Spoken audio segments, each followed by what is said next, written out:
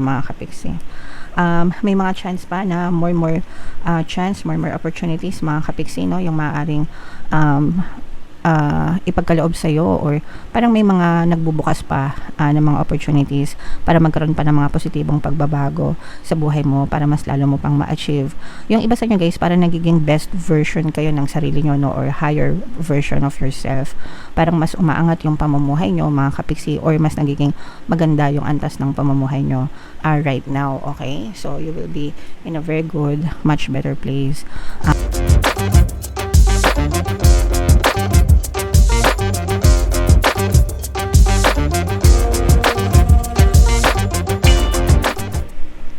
Hello guys, hello Sagittarius, welcome back to Pinay Pixie Tarot. Ang pamagat ng episode natin for tonight is full moon kapalaran para ngayong August to September para sa Sagittarius, Sun, Moon, Rising sign and Venus. Yung ating full moon guys ngayong August ay sa August 9, tapos yung next na full moon naman natin mga kapiksi ay sa September 7. So ang reading na to guys ay para sa period na yan.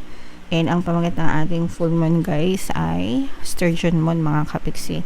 So unahin natin tong deck na to. Ito yung moon message para sa inyo. Napakaganda guys.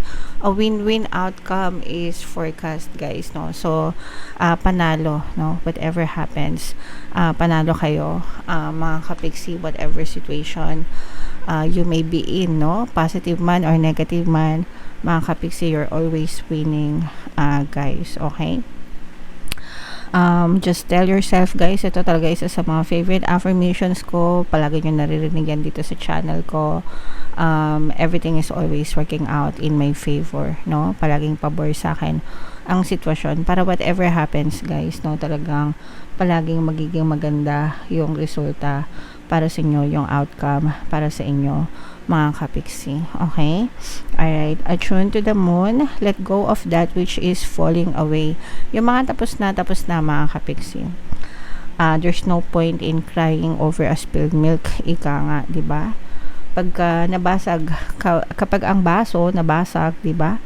Hindi mo na siya pwedeng pulutin at buuin kasi masusugatan ka lang. So kailangan walisin mo na at itapon mo para hindi ka na mabubog. So it's the same with our past experiences mga kapiksi, yung mga nanakit sa'yo, di ba?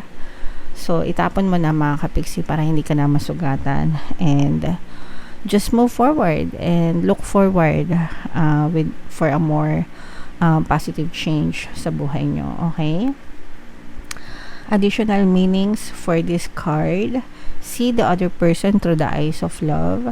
It will change your perspective. So yung mga paningin nyo sa ibang tao mga kapiksi, no, kasi they reflect to us kung paano natin sila nakikita. So let's say for example, partner mo or specific person mo, pag palagi mong iniisip, if you always see them as mapagmahal, malambing, loyal, faithful, ganun din yung i-reflect nila pabalik sa inyo. Pero if you see them as manduloko, sinungaling, manggagamit, yun din yung i-reflect nila pabalik sa inyo. So make sure that you always see them through the eyes of love. Ibig sabihin palaging yung magaganda nila yung titigan mo para yun din yung paulit-ulit na ma-experience nyo, okay? It's time for you to make a firm decision. Kung meron kayong mga kailangan pagdesisyonan, mga kapiksi, make up your mind, okay? Para ma-focus yung energy nyo doon. And yun din yung ma-experience nyo guys. Time for you to focus on yourself for a while, no?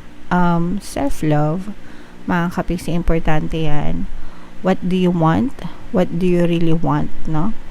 Forget others, mga kapiksi, ikaw, itanong mo sa sarili mo anong gusto mo, okay? And then focus on yourself guys.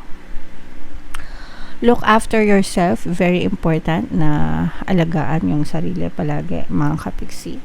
And now is a great time for a makeover. Syempre optional lang yan kung gusto nyo na makeover. Go. Kung ayaw nyo naman, okay lang din.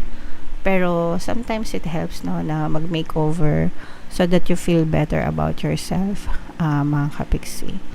Alright. So, yeah, ayan ang mga moon message for you, Sagittarius. Shuffle natin to guys. Hanapin natin yung energy ng moon. At saka yung energy ng Sagittarius, guys. Habang sinashuffle ko to, panoorin nyo muna yung video natin regarding sa ating paano mag-manifest ng abundance video course. Kapiksi, sawa ka na ba sa mga struggles at hirap sa buhay mo? Masipag ka ba at masikap sa buhay ngunit hindi ka pa rin umaasenso? Ilang beses ka na bang nag-attempt magnegosyo at mag-invest pero palagi ka pa rin nalulugi? Sa pagkakataon na ito ay maaaring may subconscious beliefs ka na nagiging balakid sa iyong pag-unlad at pagyaman. Introducing, paano mag-manifest ng abundance video course. Dito ay matututunan mong ma-overcome ang mga balakid mo para tuluyan ka ng umunlad, umasenso, sumagana, maging matagumpay, successful at maswerte sa iyong kabuhayan, pera, trabaho, negosyo sa lapi at kaperahan ng bonggang-bongga. Dali, mag-send na ng email sa pinoypixie@gmail.com at simulan na ang iyong pagyaman ngayon. Alright, so sa lahat ng gusto mag-avail ng course guys, naka-flash sa screen nyo. Una, meron tayong paano mag-manifest ng abundance video course. Meron din tayong paano mawala ang third party at magkaroon ng harmonious na relationship. And meron din tayong paano pabalikin si ex-revised breakup. Sa mga interesado guys, mag-send lang kayo ng email sa pinoypixie@gmail.com. So, Sagittarius guys, kaya ay represent ng King of Wands. Ito yung ating moon energy, mga kapiksi. Latag natin yung spread nyo guys. And sa mga naghahanap, mga kapiksi, ng mga pampaswerte na lucky charms or lucky bracelet, may mga items na may kita kayo sa description box at saka sa comment section. Check out nyo na kung gusto nyo, mga kapiksi. Ito yung mga sample na items guys. Ito yung aventurine, ito yung citrine. Napakagandang combo pampaswerte guys. So, Sagittarius, this is a very, very positive energy, mga kapiksi. Unahin natin sa love life, guys, no? Napakaganda ng energy pagdating sa love life sa mga kapiksi natin na nagkakaroon ng mga, meron ditong presence ng water sign, Cancer, Pisces, Scorpio. So, for some of you, pwedeng water element yung person nyo or may ganyan sila sa kanilang natal chart. But definitely guys, for some of you, kung kayo ay nagkakaroon ng mga pag-aaway ng iyong partner or specific person, susuyuin ka ng person mo, mga kapiksi, and maaring masave yung inyong relationship, mga kapiksi. For some of you naman, pwedeng parang may manliligaw sa inyo na parang kababata nyo or parang kilala nyo na from before, mga kapiksi. Tapos parang ngayon lang kayo magkaroon ng chance na maging kayo. So pwedeng nagkaroon kayo ng ibang karelasyon dati or sila, tapos parang nag-meet ulit kayo right now and parang ngayon okay na yung pagkakataon para maging kayo, no? So this person will confess and liligawan ka nitong person na to, mga kapiksi. Pwede rin na may mga ex na magbabalik, mga kapiksi, para makipag-reconcile. Parang susuyuin kayo ng mga ex-person nyo, mga kapiksi. Regardless whether this is an ex-person or no person, guys, very kilig, no? Very pakilig yung inyong love energy ngayong season na to. Kaya i-mind nyo na yan, mga kapiksi, sa comment section, guys. Okay? Ito naman ay very progressive energy, mga kapiksi, na angel number 999, guys. So check nyo yung ibig sabihin yan, 777999. Baka may additional na mensahe sa inyo ang inyong mga anghel gabay. Pero nakikita natin na mas nagiging mabilis yung progreso ng inyong pamumuhay, especially pagdating sa pag-abot ng mga pangarap nyo, mga kapiksi, no? Parang binuboost kayo, tinutulak kayo ni universe. Umaayon yung mga sitwasyon sa buhay nyo, nagmo-move yung mga circumstances para matupad yung mga pangarap mo sa buhay, whatever that may be. Kung ano man yung dreams mo, kung ano man yung dream life mo, kapiksi, doon kayo papunta, no? Doon kayo papunta, and parang mabilis yung pag-andar nyo, or hindi naman sa mabilis but unstoppable. Ibig sabihin ng unstoppable, walang makakapigil sa inyo, no? Walang makakapigil sa inyo para matupad nyo yung mga pangarap nyo sa buhay. And aside from that, guys, bibigyan pa kayo ng mga rewards ni universe. Itong mga rewards mo, deserve mo ito, kapiksi, dahil sa iyong pagiging masikap and masipag sa buhay. For some of you, maaaring magkaroon din kayo ng mga return of investment kung kayo ay mga nag-invest, let's say nagnegosyo, nag-invest, nababawi nyo na yung mga kapital yung mga paluwal nyo, mga kapiksi, ay nagsisimula na kayong kumita, guys. Okay? So, i-mind nyo na yan.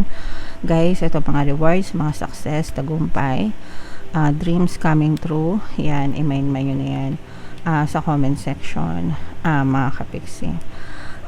May mga chance pa na more chance, more opportunities, mga kapiksi, no? Yung maaaring ipagkaloob sa'yo, or parang may mga nagbubukas pa ng mga opportunities para magkaroon pa ng mga positibong pagbabago sa buhay mo, para mas lalo mo pang ma-achieve. Yung iba sa inyo guys, parang nagiging best version kayo ng sarili nyo, no? Or higher version of yourself.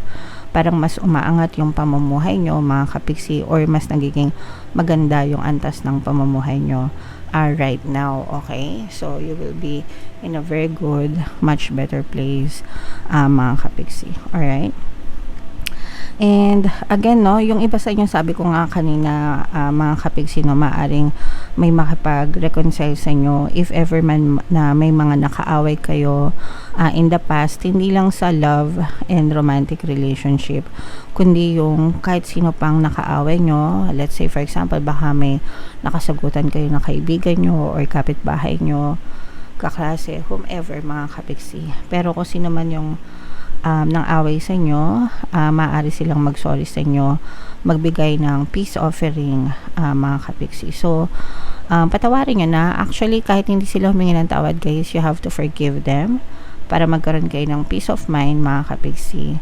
Mas okay yung walang kaaway guys, no, kaysa sa may kaaway. Kapag wala kayong kaaway guys, nakakatulog kayo ng mapayapa sa gabi, wala kayong masyadong iniisip. Okay, and para mawala din yung mga balakid sa buhay nyo. So, forgive other people, mga kapiksi, and forgive yourself as well para sa inyong peace of mind. Alright? Okay, so comment down below guys if feeling nyo naka-resonate kayo dyan. I-mind nyo na itong mga magagandang opportunities na to, positive changes, itong mga success, rewards, tsaka itong mga harmonious na relationship guys, no, mga reconciliation. Ang ganda kasi ng energy nyo sa love, mga kapiksi. So, i-mind nyo na rin yan guys sa comment section.